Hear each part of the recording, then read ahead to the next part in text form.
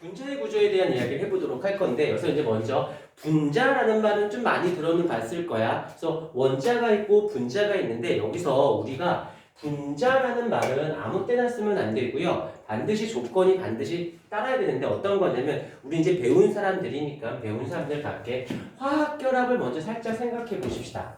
화학결합. 화학결합은 결합에는 크게 세 가지가 있었는데 뭐가 있었죠? 이온 결합이 있었지요. 네, 해보십시오. 네, 고맙습니다. 그 다음에 금속 결합이 있었고 그 다음에 마지막으로 공유 결합이 있었어요. 공유 결합이 이렇게 있는데 여기에서 이제 이온 결합은 어떻게 양이온하고 그 다음에 음이온이 결합을 하는 것이고 금속 결합은 양이온하고 양이온끼리 결합을 하는 것이고 공유 결합은 음이온하고 플러스 음이온이 결합을 하는 겁니다. 여기까지 해서 여기서 음이온이라는 건 여기서 이 공유 결합 때문에 조금 더 할게. 음이온은 전자를 얻으려고 하는 얻어서 된 이온을 말하는 거고 얘도 그러니까 둘 다 얘도 그렇고 얘도 그렇고 서로 전자를 얻으려 해요. 그런데 이 얻으려 한다는 말을 좀 더 말을 바꿔서 어떻게 쓸 거냐면 서로 전자를 공유한다라고 생각을 해보면 될 거예요. 그래서 공유결합이라는 말을 좀 봐줘야 되는데 여기서 이렇게 결합해서 된 물질을 우리는 뭐라고 하느냐면 얘는 이온 결정이라는 말을 씁니다.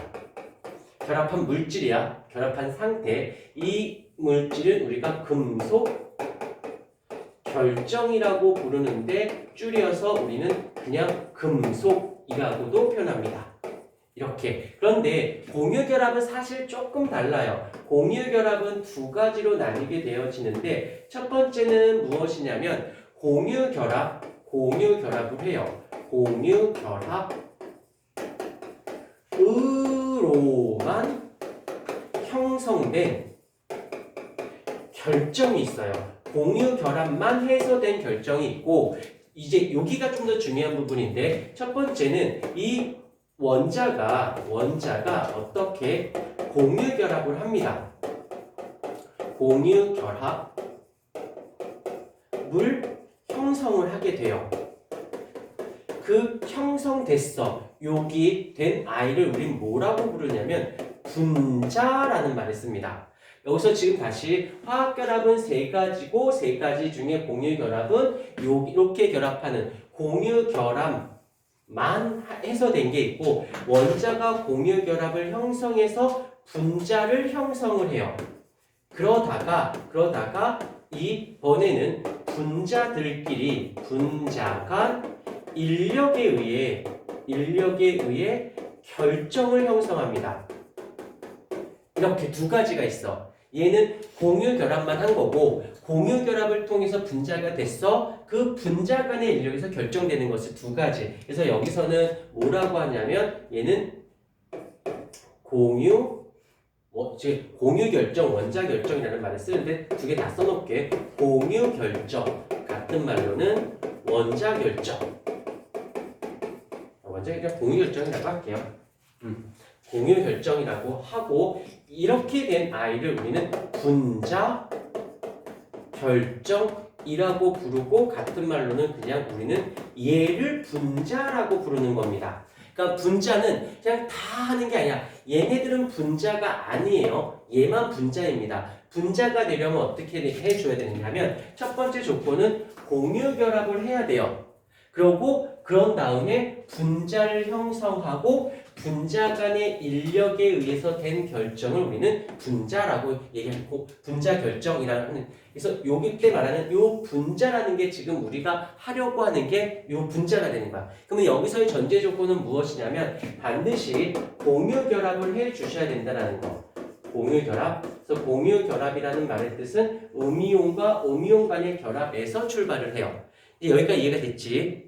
그 다음부터 이제 들어갈 부분이 무엇이냐면 이렇게 분자가 된 아이 중에서도 이런 아이가 있어요. 무엇이 있냐면 물에 녹는 물에 녹는 분자가 있고요. 그 다음에 물에 녹지 않는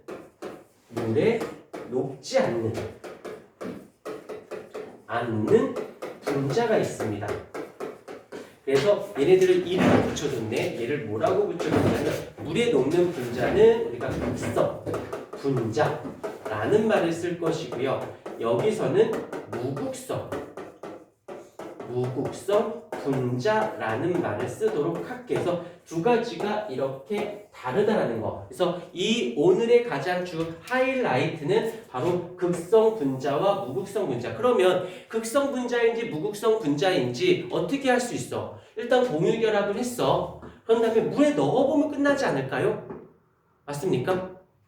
그런데 화학에서 그냥 물에 넣고 안 넣어봤으면 이게 말고 구조적인 어떤 얘네들을 구별법 어떻게 하면은 얘네들을 구별할 수 있을까? 이제 총 몇 가지가 나오냐면 세 가지가 나옵니다. 세 가지가 그냥 물에 넣어보면 끝날 문제를 물에 넣으면 될 것을 구조적인 다른 방식을 통해서 극성 분자와 무극성 분자를 구별하고 싶었다라는 거예요. 그래서 첫 번째는 뭐냐면 전기 음성도.